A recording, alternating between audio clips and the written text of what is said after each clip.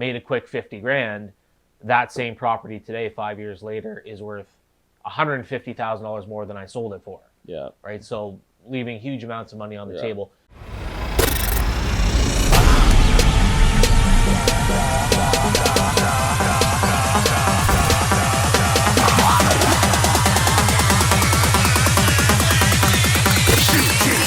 Didn't even get to cross.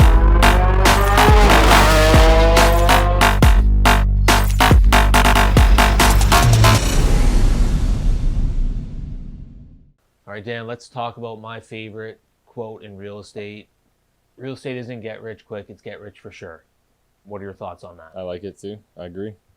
Yeah, I mean, it's a long-term, like the way I look at real estate is long-term. When I purchase a property, I'm thinking about 25, 30 years down the road. I'm not thinking 1-2 years. I'm not thinking flip. I'm not thinking a quick buck here. Yeah. I'm running that analysis over 30 years. So I know one thing with you, right? You own 150, 200 property, whatever it is. I don't know. I don't even know if you know. But, I don't think I know. yeah. One thing, like, I don't know if you've ever sold a property. I don't know. I actually sold. I think I've sold 7 over the course of 12 years. 7 out of, let's call it a couple hundred, even, whatever. So 7 out of 200. Yeah, a couple hundred doors, whatever. Yeah. So obviously you have the long-term mentality as well. Now, why those 7, right? Maybe there's specific reasons. Or... Why did I sell the 7? I sold the 7 because they were in a building. It was the first package of real estate that I ever bought in my life. It was the 15 condos that I bought. That was my first deal. And it was in a building. It was in Lagoyo Plaza, or the Lagoyo building downtown. Okay. And there was, like I said, there was 15, and there was 8 with water view, and I sold 7 without water view. Just got rid of them? I got rid of them. There was higher turnover in those units, so I got rid of the ones that were in higher turnover. In hindsight, so I sold them like literally for, like, in some cases, like 4 times what I bought them for. Right when the market started to really get hot in Windsor. And if I would have held them even longer, I would have even like, I could have sold them for probably 6 times as much. Yeah. But that also, freed up some capital so I can go do other things too. So it is what it is. Yeah, for sure. I mean, you don't live with regrets, right? You probably use that money for something else. Yeah, but in reality, like holding real estate over long periods of time in general isn't really ever a bad idea. No. Like for myself personally, I did a flip, one of my first investments, 5 or 6 years ago, made a quick 50 grand. That same property today, 5 years later, is worth $150,000 more than I sold it for. Yeah. Right. So leaving huge amounts of money on the table. And I don't think a lot of people think this way, right? Like, this is, we did a quick calculation here of a kind of a common single family home purchase in Windsor right now. We ran it at a purchase price of $300K, $1,750 a month in rent. We factored in vacancy, maintenance, repairs, all that stuff. We calculated this as if you held it over 30 years. So for a single family home, at 2.5% appreciation annualized for 30 years, will make you, I don't know if you can see this on the screen, if you can zoom in or whatever, but the total profit when sold. Jesse will throw it up. Yeah, total profit when sold, $815,000 over 30 years for a very simple single family home investment property in Windsor right now. So when I say real estate isn't get rich quick, it's get rich for sure. What do I actually see like some of my clients do? They'll buy something a year or two previously, then they'll call me up a year later when they're up 40 or 50 grand, and they'll say, hey, I'm up 40, 50 grand, maybe I'll sell this thing and do whatever with the money. And it's like, well, that's the wrong mentality to me, because how long would it take the average person to save $815,000? It's virtually impossible. Yeah. Like working your job or whatever, it's almost impossible. So imagine if you had 10 of these. Imagine if you had 10 single-family homes making you this kind of wealth over 30 years. So real estate isn't get rich quick. It's get rich for sure because of these. These are simple numbers.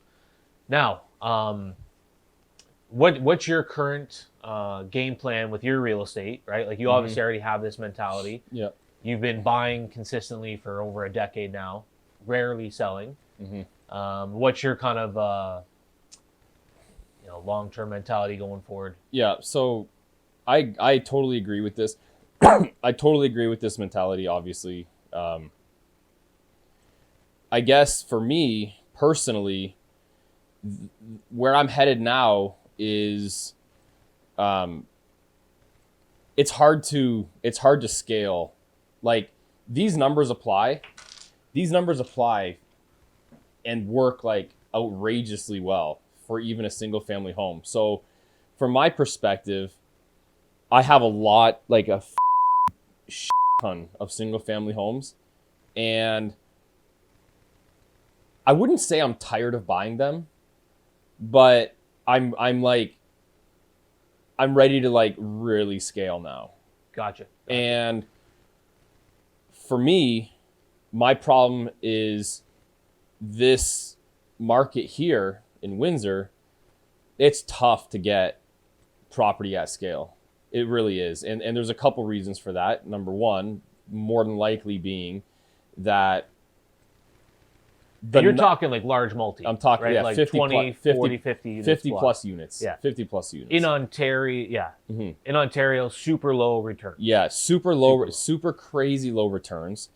I remember you telling me why. Yeah, 80% of all of the larger scale multifamily is owned by the REITs or larger corporations like, insurance companies or pension funds or whatever. They're all owned by large players. Yeah, like the Ontario Teachers Pension Fund or whatever, just snapping up large multi consistently. They don't care about returns, right? They just need to park money. Yeah, and part of it is they know that if they hold that property in X amount of years, just like this, it's going to do the exact same thing. So they'll pay a 2 cap for a property. They don't care. Yeah.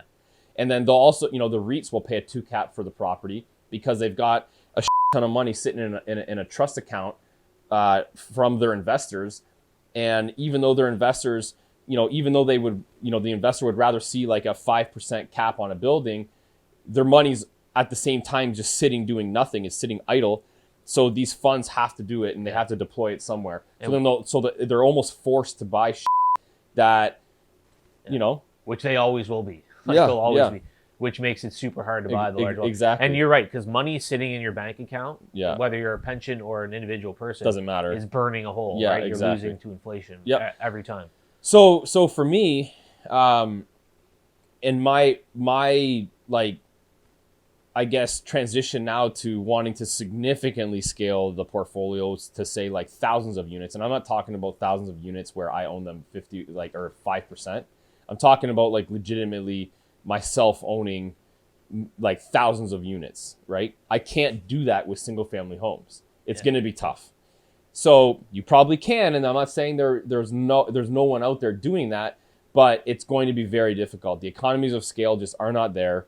And it's going to be very tough to manage, obviously. So for me, I'm actually looking to divest my single family home portfolio so I can raise capital to expand my portfolio, especially in the States with like larger scale multifamily buildings. Yeah. So instead of these singles and doubles, go hit a grand slam, basically, right? Like I want like 100 units. Yeah. I got at a time, like one purchase. Yeah, one purchase, great locations.